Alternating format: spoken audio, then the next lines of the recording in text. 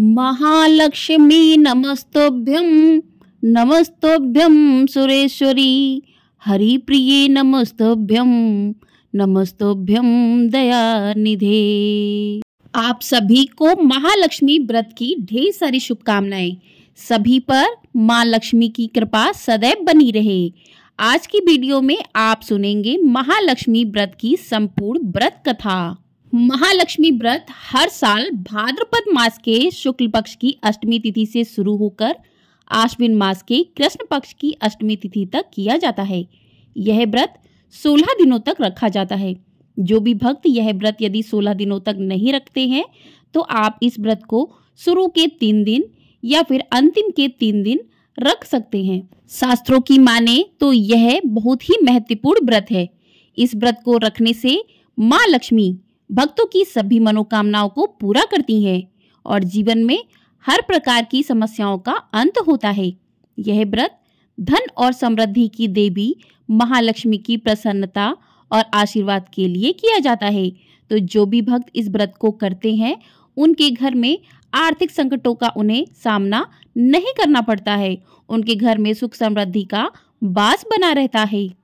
तो साल 2024 में महालक्ष्मी व्रत की शुरुआत 11 सितंबर यानी कि राधाष्टमी वाले दिन से हुई थी और इसका समापन 24 सितंबर को होगा। तो यदि आपने अभी तक इसकी पूजा नहीं की है, व्रत नहीं किया है, तो आप अंतिम के 3 दिन या फिर आप 16वें दिन यानी कि 24 सितंबर को यह व्रत रख सकते हैं और माँ लक्ष्मी की विधिवत पूजा करें। यह व्रत जो है 16वें दिन इस व्रत का समापन रहेगा। इस व्रत को करने का नियम ये है कि इस व्रत को 16 सालों तक किया जाता है। तो 16वें 17वें साल में इसका उद्यापन किया जाता है। अभी जो 16वें दिन है इसका समापन रहेगा। आप इसको उद्यापन भी बोल सकते हैं। तो यदि आपने पहले दिन से लेकर 16 दिन रोज प्रतिदिन जो है माँ लक्ष्मी की पूजा की है तो आपको 16वें दिन माँ लक्ष्मी का उद्यापन पूरे विधि विधान पूर्वक करना है। आप प्रतिदिन जिस प्रकार से पूजा कर रहे हैं उसी प्रकार से आपको पूजा करनी है और आपको अंतिम दिन जो है व्रत का पूरे विधि विधान से आपको उद्यापन करना है। माँ लक्ष्मी को 16 श्रृंगार की वस्तुएं अर्पित करनी है। आपको बेसन के 16 तरीके के माँ लक्ष्मी के आभूषण तैयार करने हैं। आपको 16 पूड़ियाँ बनानी है, 16 दीपक जलाने हैं। तो इस प्रकार से आपको उद्यापन वाले दिन करना है। पूरे विशेष रूप से आपको माँ का पूजा करना है। आप किसी ब्राह्मण और ब्राह्मणी को अपने घर पर बुलाकर उनको भोजन करवा के सुहाग की सामग्री जो है अर्पित कर सकते हैं। इस प्रकार से आप जो है माँ लक्ष्मी का 16वें दिन जो है पूजन कर सकते हैं। यदि आपने अभी तक पूजन नहीं किया तो आप अंतिम के 3 दिनों तक माँ लक्ष्मी की स्थापना करके 24 सितंबर को जो है माँ का उद्यापन कर दें, पूजा का समाप्ति कर दें। तो जो भी भक्त श्रद्धा भाव से माँ लक्ष्मी का व्रत करते हैं तो धार्मिक मान्यता है कि लगातार 16 दिनों तक माँ लक्ष्मी का व्रत करने से भक्त को कभी निराशा और दरिद्रता का सामना नहीं करना पड़ता है। महालक्ष्मी व्रत के दौरान लक्ष्मी स्रोत का जाप करने से देवी लक्ष्मी का आशीर्वाद प्राप्त होता है और धन समृद्धि के द्वार खुलते हैं। इस व्रत को रखने से सभी पापों से छुटकारा मिलता है और आर्थिक तंगी भी दूर होती है। महालक्ष्मी व्रत रखने का सबसे अधिक फायदा धन दौलत में देखने के लिए मिलता है। यदि किसी व्यक्ति को कोई माली नुकसान हुआ है या कंगाली में फंसा है तो महालक्ष्मी व्रत करने से उसकी ये सभी परेशानियां दूर हो जाती हैं। महालक्ष्मी व्रत जो है निर्जला नहीं रखा जाता। इसमें आप फलाहार कर सकते हैं लेकिन अन्न का ग्रहण आपको नहीं करना चाहिए और इस व्रत में नमक का सेवन भी नहीं करते हैं। तो जो भी भक्त सच्चे मन भाव से महालक्ष्मी का पूजन करते हैं इन 16 दिनों में उनका व्रत करते हैं, व्रत की कथा को सुनते हैं तो माँ लक्ष्मी का आशीर्वाद भक्तों पर बना रहता है। उनकी आर्थिक तंगी दूर होती है और घर में खुशहाली बनी रहती है।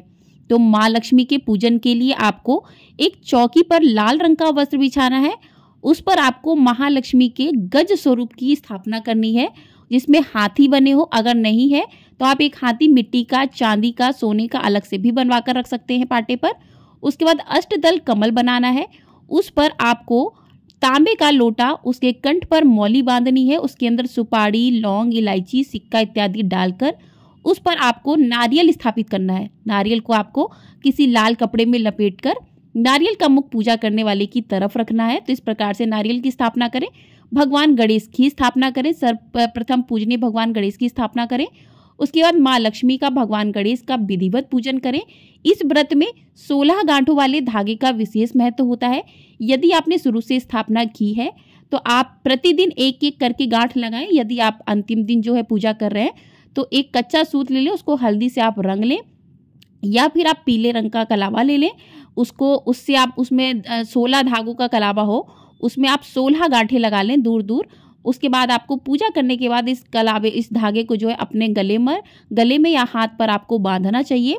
और कहते हैं कि ये धागा 1.25 महीने तक जो है हाथ में आपको बांधे रखना चाहिए। उसके बाद इस धागे को निकाल कर आप अपने घर में भी रख सकते हैं, आप इसको कहीं पर विसर्जन भी कर सकते हैं इसका। इस प्रकार से महालक्ष्मी का पूजन करके, महालक्ष्मी को खीर का भोग अधिक प्रिय है तो खीर का भोग अर्पित करें। जो भी वस्तु आप महालक्ष्मी को अर्पित करें उनकी संख्या 16 होनी चाहिए। इस बात का विशेष रूप से आपको ध्यान रखना है। आप हवन भी करें, हवन में सारी चीजों की आहुति दें और उसके बाद हाथ में थोड़े से पुष्प लेकर महालक्ष्मी के व्रत की कथा को भी सुने। तो चलिए कथा को शुरू करते हैं। ओम महालक्ष्मी नमः। पौराणिक कथा के अनुसार प्राचीन काल में एक बार एक गांव में एक गरीब ब्राह्मण रहता था। वह भगवान विष्णु का परम भक्त था। एक दिन उसकी भक्ति से खुश होकर भगवान विष्णु ने उसे दर्शन दिए और मनचाहा वरदान मांगने को कहा। ब्राह्मण ने कहा कि उसके घर में हमेशा लक्ष्मी का वास हो। इस इच्छा को जानने के बाद विष्णु जी ने कहा कि उसे लक्ष्मी तो प्राप्त हो सकती है, लेकिन उसके लिए उसे थोड़ा प्रयत्न करना होगा। भगवान विष्णु ने कहा, मंदिर के सामने एक स्त्री रोज आती है और यहाँ आकर उपले पाथती है। तुम बस अपने घर उन्हें आने का निमंत्रण देना। वह स्त्री ही देवी माँ लक्ष्मी है। अगर वह स्त्री तुम्हारे घर आती है तो तुम्हारा घर धन्य धान्य से भर जाएगा। इतना कहकर भगवान विष्णु अदृश्य हो गए। अगले दिन सुबह 4 बजे ब्राह्मण मंदिर के सामने बैठ गया और जब धन की देवी माँ लक्ष्मी उपले पाथने आई तो ब्राह्मण ने उन्हें अपने घर में आने का निवेदन किया। ब्राह्मण के व्यक्तित्व को सुनकर लक्ष्मी जी समझ गईं कि ये सब विष्णु जी का किया धरा है। माता लक्ष्मी ने कहा कि तुम 16 दिन तक महालक्ष्मी व्रत को विधि पूर्वक करो और रात दिन चंद्रमा को अर्घ दो, तो मैं तुम्हारे घर आऊंगी। देवी के कहे अनुसार ब्राह्मण ने देवी का व्रत एवं पूजन किया और उत्तर दिशा की ओर मुख करके लक्ष्मी जी को पुकारा। अपने वचन को पूरा करने के लिए धन की देवी माँ लक्ष्मी प्रकट हुई और उन्होंने गरीब ब्राह्मण के हर कष्ट को दूर किया और उसके घर को सुख संपत्ति से भर दिया। बोलिए माँ लक्ष्मी की जय। तो इस प्रकार से महालक्ष्मी व्रत कथा पूर्ण होती है। आप इस दिन महालक्ष्मी के व्रत के मंत्रों का भी जाप कर सकते हैं और कहते हैं कि माँ लक्ष्मी की आरती जो है आपको ज़्यादा घंटी वगैरह बजाकर नहीं करनी चाहिए, क्योंकि माँ लक्ष्मी जो है वो चंचल स्वभाव की होती हैं और जब भी भगवान की आरती की जाती है तो कहते हैं कि भगवान आरती के समय खड़े होते हैं। तो माँ लक्ष्मी को खड़े नहीं होने देना है आपको, क्योंकि माँ लक्ष्मी का घर में निवास होना बहुत जरूरी होता है। माँ लक्ष्मी आप सभी के घर में हमेशा ही स्थापित रहे, तो इसीलिए माँ लक्ष्मी की जो आरती है वो नहीं की जाती है। पूरे घंटा और शंख के साथ आरती नहीं करना चाहिए, ज़्यादा शोर शराबे के साथ आप आरती जो दीपक जलाया उसको ऐसे ही घुमा दें। तो इस प्रकार से माँ लक्ष्मी की आरती संपन्न हो जाती है और आप इस दिन जो है माँ लक्ष्मी के मंत्रों का आपको अवश्य जाप करना चाहिए।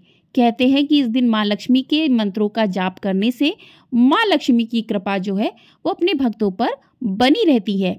तो इस प्रकार से आप माँ लक्ष्मी का व्रत करके माँ लक्ष्मी के व्रत की कथा को पढ़ अथवा सुन सकते हैं। ऐसा करने से माँ लक्ष्मी आपके घर को धन धान्य से भर देती हैं और माँ लक्ष्मी का आशीर्वाद अपने भक्तों पर सदैव ही बना रहता है। तो आपको यदि ये वीडियो पसंद आई है तो वीडियो को लाइक ज़रूर कर दीजिएगा। आपका एक लाइक हमारे लिए बहुत अधिक महत्वपूर्ण होता है और चैनल पर पहली बार आए हैं तो चैनल को सब्सक्राइब ज़रूर कर दीजिएगा। आपको हमारे चैनल पर जितिया व्रत की कथा भी सुनाई जाएगी, तो उसे भी आप लोग अवश्य सुनिएगा। और आपको हमारे चैनल पर नवरात्रि व्रत की कथाएं, करवा चौथ की कथाएं सुनने को मिलेंगी। तो चैनल को सब्सक्राइब करके ढेर सारा अपना प्यार अवश्य दीजिएगा। बोलिए माँ लक्ष्मी की जय।